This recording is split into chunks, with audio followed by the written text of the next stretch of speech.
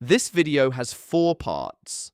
First, read the text, then answer the questions about the text, then assemble sentences from half sentences, and finally construct your own sentences using the sentence chunks from the text.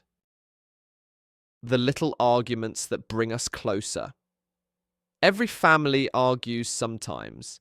Maybe it's about whose turn it is to wash dishes, or what movie to watch, or why someone came home late. These small conflicts are completely normal. In fact, they can even be healthy. What's interesting is why we argue with family more than with strangers or friends. It's because we feel safe enough to show our true feelings at home. With cashiers or classmates, we might stay polite even when upset. But with family, we know the love is strong enough to handle some honest emotions. The secret isn't avoiding arguments completely, but learning how to handle them better. Instead of shouting, "You never listen," try saying, "I feel hurt when you look at your phone while I'm talking."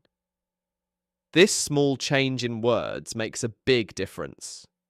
Most family fights aren't really about dirty dishes or loud music. They're about wanting to feel heard and valued. Next time your family has a disagreement, try to see it differently.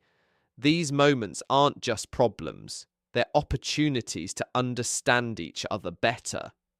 After all, a family that never argues might just be a family that isn't communicating honestly.